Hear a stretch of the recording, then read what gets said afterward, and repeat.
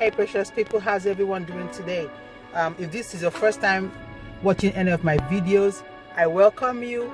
My name is Precious Nwadiaro and welcome to Precious Nwadiaro Relates. I'm a mom, I'm a wife, I'm a woman on a mission to spread God's love, and hope into relationships. And today I'm relating, if you look at my thumbnail, you see those kids, you see something in a cage. Yes, it's actually human beings in those cages. Yes, human beings in those cages. So those are kids. One is almost 10, one is 12, and the other ones are like 4 and 5, by one mother. Today I'm relating on something that we call spare the rod and spoil the child. That as the Bible calls it, but when it is taken over and above and beyond discipline to abuse. Because today we have so many broken adults. They're like broken children in the body of adults. They are adults, they are all grown up, but they have so many scars and wounds that sometimes their parents, even till now, has refused to apologize for, and then they keep having this, struggle even as grown-ups.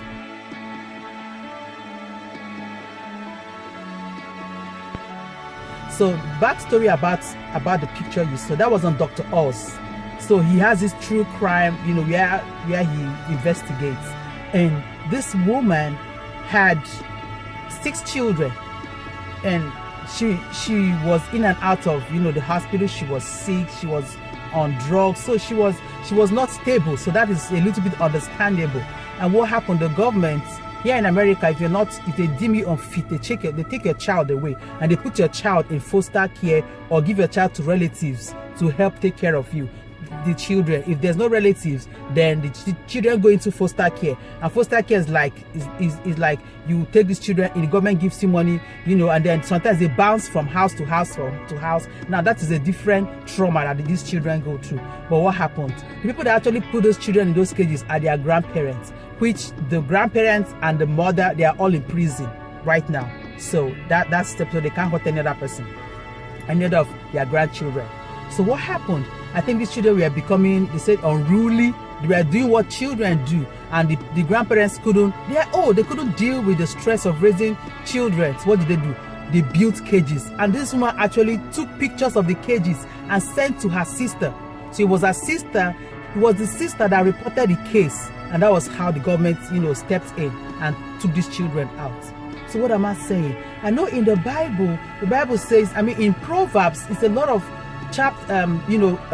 topics and a lot of verses and chapters on raising a child. Because if you love a child, you will not spare your child. You teach the child discipline. I know it's in the Bible, but it is also in the Bible where the Bible was saying, do not provoke your children to wrath. And do not provoke your children to wrath is when you're disciplining your children, make sure at the back of your mind you have a motivation, that your motivation is not hate, that your motivation is not power tussle. Because sometimes as parents, we try to show who's boss. I'll show you who's boss. How dare you not obey me? How dare you not this? I'm your parent. You have to obey me. You are their parent, but you are also a caretaker. They have been given to you by God. So number one, today's video is for us to kind of open our eyes. I'm not saying we should not parent our children or discipline our children. No, far from me, because I discipline my children. But when you know that you have to discipline your children and you use your spoon, you use this spoon, you use the belt, and you hit them and you spank them so much that they have scars all over their body. Sometimes they go to school with things on their head, burnt marks, iron marks, pepper in their eyes, pepper in their body parts. Extreme. And I'm like, this is not discipline. This is abuse.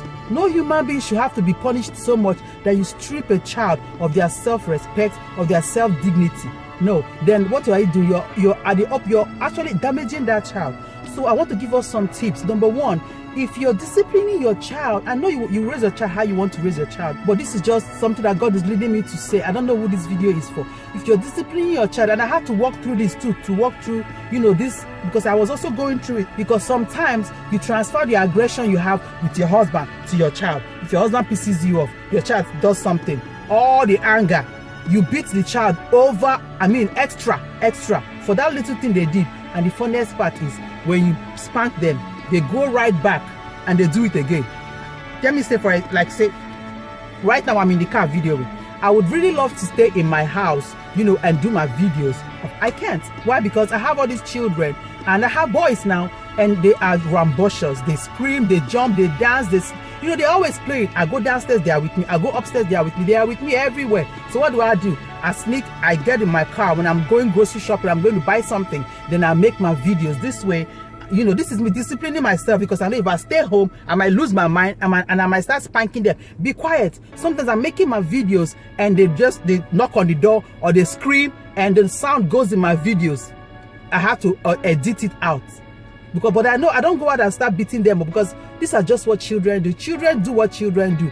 All we have to do is you talk to them. And one of the talking to them is when you spank a child, you say, a child hit his brother or they broke something, and you have told them several times about this and they keep doing it, and maybe you discipline them so they can really get it. What happens? At the end of the day, you call the child in, you sit the child down, you say, come here, buddy, or you sit down, come here, my daughter, sit on my leg or sit on my bed. When nobody is around, when there's no grandma, there's no grandpa, there's no husband, just you and the child, or no wives, you and the child, you sit and say, do you know what you did today? What did you do?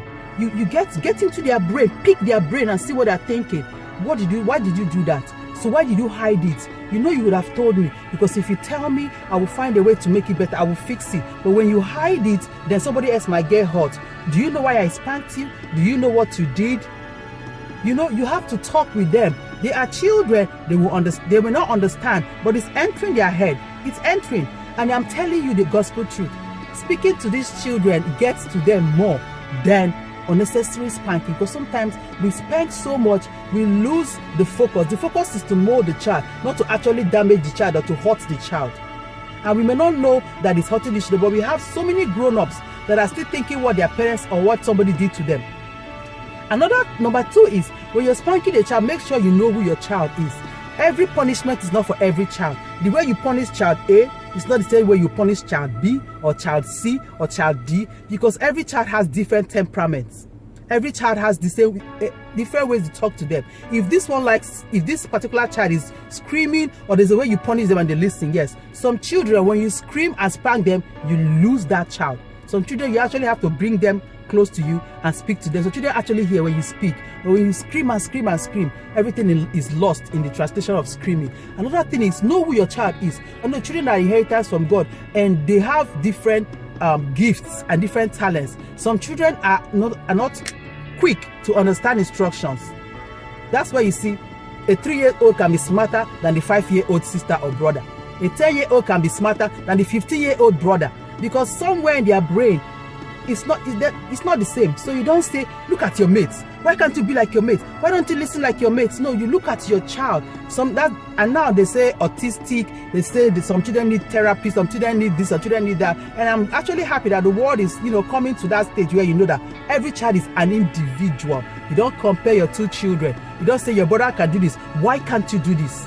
No, you look at your child's strength and you follow them with their strength. You look at their weakness and you try to call out the grace of God in them through their weakness. Another thing is, when you also spank your children, make sure you praise them. Now, this one is huge, because it's so many families that are used to, don't do that, don't go here, don't eat this, don't touch that, don't jump here, don't dance there, don't wear this, don't sing this, don't talk this. Don't. We have to be cautious as parents to also know that it's not always don't, thou shalt not. No. How many times do you praise them? As much as you correct them, try to also praise them. Try to correct, to tell them when they do something right. You say, come here, I saw what you did. I saw how you shared with your sister. You gave your sister your meat. Oh, that was good. You helped your brother get down that toy. Oh, that was good. You listened to your teacher today. That was good. You did this in school today. That was good. You made your bed today. That was good. As much as you correct them, try to praise them. Let it be balanced. Don't overpraise them, because you praise them too much, you are raising a spoiled brat. You correct them too much, you're actually killing that child. And what this does is, when you correct a child as much as you praise a child, you give them a balanced view of the world. They see people in the good light and they see people in the bad light. Because when you how do I say it? When you punish a child too much, it's like all the child knows is condemnation. What do? They see everybody around them and they condemn people. That's why some people, like when you go on social media, some people, all they post sometimes is negative. I'm like, what is really happening? It's in their subconscious. It's their mindset. Some of them is from the way they have been raised. They have been raised in the condemnation, mindset. So all they do is critique. And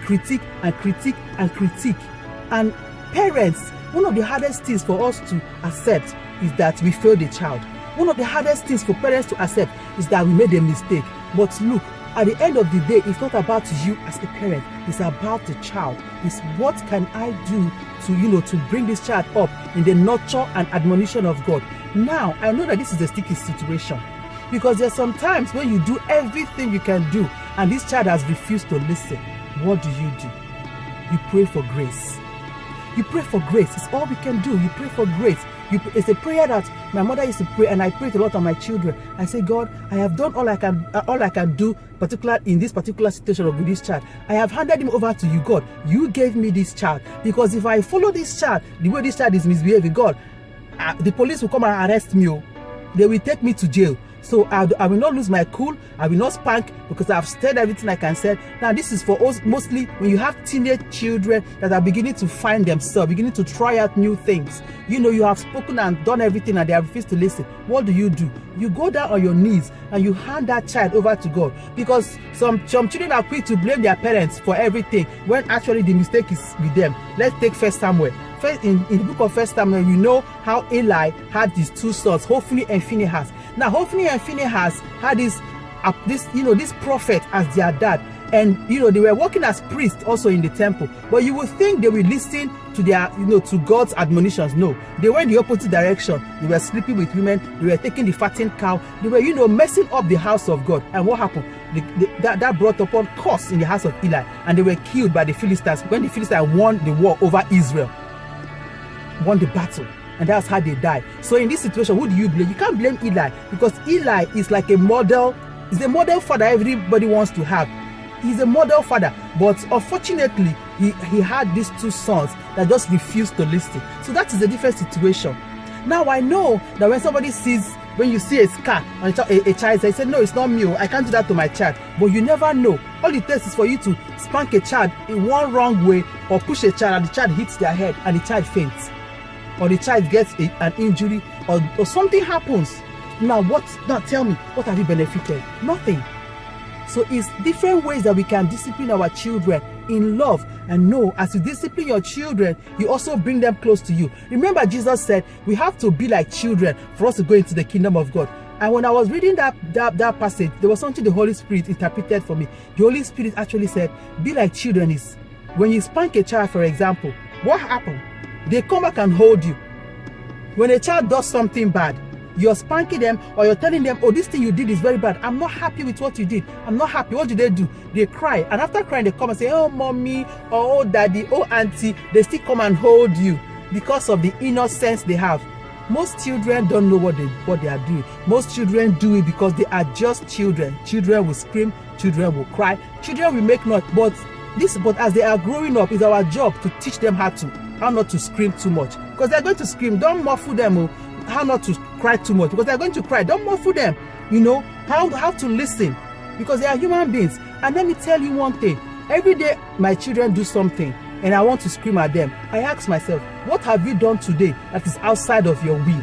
Sometimes you pass through the donut and I'm working on losing weight, I'm exercising, and I see donuts and I see cookies, and I'm like, let me just take just one cookie today. You see, I don't even have the willpower to stop myself from eating that thing that I know is not healthy. So how much more children, how much more willpower do you think they have to control their impulses? Because children are impulsive. This is just who children are. So the onus is on us as parents to create this loving environment where we don't always punish our children, but we correct them in love. Let love be the motivation. And at the end of the day, we give our children over to God and let God mold them. That let's do our part and let God do the rest. But don't think that you have the koboko, like we say in Africa, the koboko or the spoon to whip them into shape. It doesn't work that way. It doesn't work that way. All we do is hurting these children and creating trauma bonds in their lives. Hope it has blessed somebody. I will see you all in the next video. I love you, my precious people. Bye for now.